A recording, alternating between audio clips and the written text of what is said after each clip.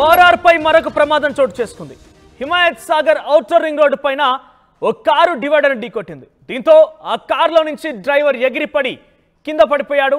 Car ఆ driver ఢీకొనడంతో ఆ divider ఢీకొనడంతో ఒకసారిగా ఆ కారు డ్రైవర్ కాస్త ఓఆర్ఆర్ పై నుంచి కింద పడిపోయాడు. ఇక స్పాట్లోనే డ్రైవర్ మృతి చెందినట్టు తెలుస్తోంది. ఘటనా స్థలిని ప్రస్తుతం పోలీసులు పరిశీలిస్తున్నారు. ఆ మృతదేహాన్ని చెట్ల పొదల్లో గుర్తించారు పోలీసులు. మృతుడు ఎల్వి ప్రసాద్ ఆసుపత్రికి చెందినటువంటి వైద్యుడు నిలేరెడ్డిగా తెలుస్తోంది. మీరు చూడొచ్చు ఆర్టీ స్క్రీన్ పైన కారు ముందు భాగం పూర్తిగా నుజ్జునుజ్జైపోయింది. కొన్ని ప్రాంతాల్లో మనం ఔటర్ రింగ్ రోడ్ పైన కూడా పక్కనే కొన్ని రోడ్స్ కూడా ఉంటాయి, సర్వీస్ రోడ్ లాంటివి ఉంటాయి.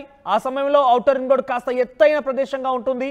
సో ఈ నేపథ్యంలో డివైడర్స్కి ఢీకొన్నటువంటి ఆ కార్ కాస్త పూర్తిగా ముందు భాగం మొత్తం నుజ్జునుజ్జైపోయింది. ఇక కారు డ్రైవర్ ఆ కారులో నుంచి ఒక్కసారిగా ఆ ముందు భాగంలో అద్దం పగిలిపోయి ఆ రోడ్డు కింద అంటే ఓఆర్ఆర్ కింద పడిపోయాడు.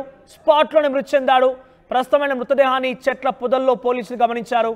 సో ఆ వ్యక్తి ఎల్వి ప్రసాద్ ఆసుపత్రికి సంబంధించినటువంటి వైద్యుడు నిలేరెడ్డిగా తెలుస్తోంది. సో ప్రస్తుతం ఈ ఘటన ఒకసారిగా ఆందోళన కలిగిస్తోంది. ఎల్వి ప్రసాద్ యాజమాన్యులు ఎల్వి ప్రసాద్ సంబంధించినటువంటి డాక్టర్స్లో కూడా కలకలం రేపని చెప్పొచ్చు. నిలేరెడ్డి ఒకసారిగా మరణ వార్త విన్న తర్వాత అందరూ కూడా శోక సందర్భంలో మునిగిపోయినట్టు కనబడుతోంది. సో ఇక్కడ చూస్తే కనుక ఔటర్ రింగ్ రోడ్డు దగ్గర ఆ కారు నుజ్జునుజ్జైనటువంటి విజువల్స్ మనం చూస్తున్నాం. మరోవైపు అది ఎంత ఎత్తుగా ఉందో మీకు కనిపించే ప్రయత్నం కనబడుతోంది. పక్కనే గ్రిల్స్ కూడా ఉన్నాయి.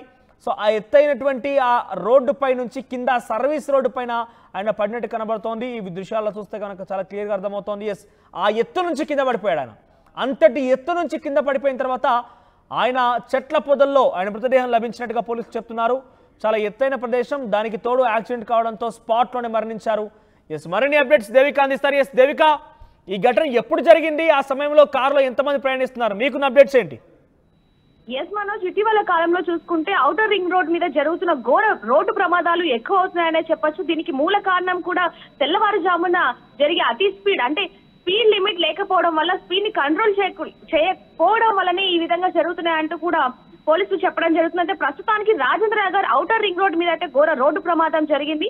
Himayat Sagar outer ring road మీద ఏదైతే ఇప్పుడు మనం విజువల్స్ లో చూస్తున్న కార్ ఏదైతే ఉందో డివైడర్ ని వేగంగా ఢీ కొట్టడంతో అక్కడ మనం చూడొచ్చు మనోజ్, అక్కడ క్లియర్ గా మనకు కనిపిస్తా ఉంది ఎంత వేగంతో వచ్చింది ఏంటనేది. ఎందుకంటే ఎంత వేగంతో వస్తే గనక ఏదైతే కార్ ముందు పార్ట్ ఏదైతే ఉందో ఆ ముందు భాగం అంతా కూడా ఒక్కసారిగా ధ్వంసం అయిపోయిన విజువల్స్ కూడా మనం ఇప్పుడు కార్ లో చూస్తున్నాం. అదే విధంగా ఢీ కొట్టంగానే వెంటనే ఆ కార్ లో ఉన్న ఎవరైతే ఇప్పుడు నిలేరెడ్డి ఎల్వి ప్రసాద్ ఐ హాస్పిటల్లో డాక్టర్ గా పనిచేస్తున్నాడో ఆ వ్యక్తి ఒక్కసారిగా ఎగిరి కింద పడ్డం జరిగింది. అక్కడ చూడొచ్చు ఎంత ఎత్తు ఉంది ఏంటనేది కూడా. అంటే ఎడ్జ్ ఏదైతే ఉందో ఔటర్ రింగ్ రోడ్ కి సంబంధించి ఎడ్జ్ ఏదైతే ఉందో దానికి ఢీ కొట్టడం. ఏ సమయంలో జరిగింది ఈ ఘటన? ఈ రోజు తెల్లవారుజామున కొంత వేగంగా వెళ్తూ ఉంటాయి, నిద్రమత్తులో కూడా కూరుకుపోయే అవకాశం ఉంటుంది కాబట్టి ఈరోజు తెల్లవారుజామున జరిగిందా? మనోజ్, ఈ రోజు తెల్లవారుజామునే అది జరగడం జరిగింది. ప్రస్తుతానికి సమయంలో కారులో ఎంతమంది ఉన్నారు? కేవలం నిలేరెడ్డి మాత్రమే ఉన్నారా, ఇంకెవరు ఉన్నారా?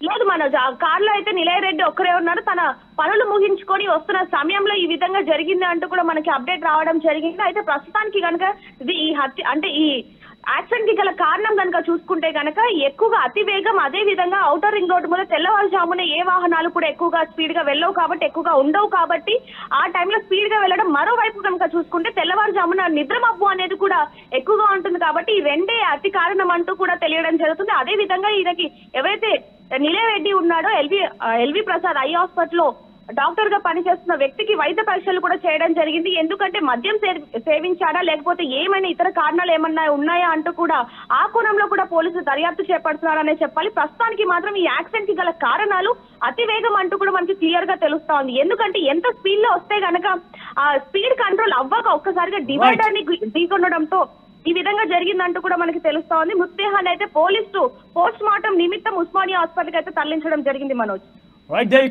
సో మొత్తం మీద ఓఆర్ఆర్ దగ్గర మరో ప్రమాదం చోటు చేసుకుంది. ఈ ప్రమాదంలో ఎల్వి ప్రసాద్ ఇన్స్టిట్యూట్కి సంబంధించినటువంటి ఎల్వి ప్రసాద్ వైద్యుడు నిలేరెడ్డి మరణించారు.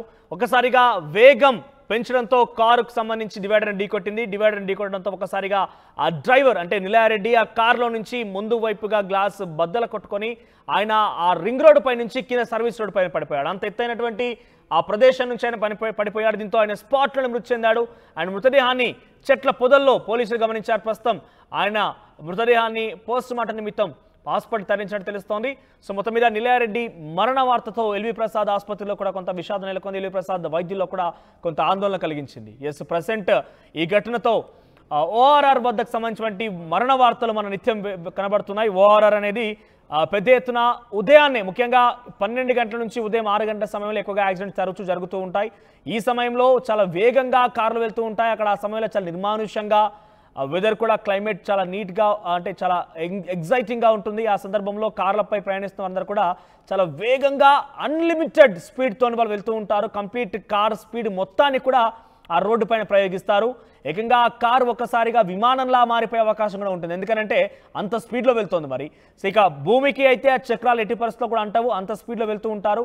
ఇటువంటి ప్రమాదాలకి అతివేగంతో పాటుగా డ్రంక్ అండ్ డ్రైవ్ కూడా ప్రధాన కారణాలుగా ఉంటాయి. తరచుగా మనం ఇక్కడ ఓటర్ రోడ్ పైన జరిగినటువంటి యాక్సిడెంట్లు ఎక్కువగా ఇవే కారణాలు చూస్తున్నాం. కాబట్టి ఎవరైనా మీరు రాత్రి సమయాల్లో ప్రయాణం చేసేవారు రింగ్ రోడ్డు పైన కానివ్వచ్చు, లేదంటే ఆ హైవేల పైన కూడా కొంత స్పీడ్ నియంత్రణగా ఉంచుకొని, మీ కార్ని మీ అదుపులో ఉంచుకొని, మీ ధ్యాస మొత్తం కూడా ఆ డ్రైవింగ్ పైన పెట్టడం ముఖ్యం. ఎందుకంటే ఇటువంటి యాక్సిడెంట్ల కారణంగా ప్రాణాలు కోల్పోయినా కూడా ప్రాణాలు మీరే కోల్పోతారు, కానీ కుటుంబాలు రోడ్డున పడే అవకాశం ఉంటుంది.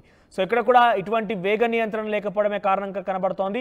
సో అధికారులు కూడా వేగ నియంత్రణ కోసం పలు చర్యలు తీసుకోవాలని పలువారు డిమాండ్ చేసినప్పటికీ కూడా ఔటర్ రింగ్ రోడ్ కాబట్టి అటువంటి పరిస్థితుల్లో వేగ నియంత్రణ తీసుకుంటే ఎటువంటి విధంగా ఉంటుందో అని కొంత ఆందోళన వాళ్ళు కూడా చెప్తున్న పరిస్థితి కనబడుతోంది. సో ఏదేమైనా కూడా అతివేగం, డ్రంక్ అండ్ డ్రైవ్ ఇవి రెండే యాక్సిడెంట్లకి ప్రధాన కారణాలు. కొంత మీతో పాటుగా మీ కుటుంబం మీపై ఆధారపడినటువంటి ఆ విషయాన్ని దృష్టిలో పెట్టుకొని రాత్రి సమయాల్లో డ్రైవింగ్ చేయవలసిందిగా చెప్తున్నాం.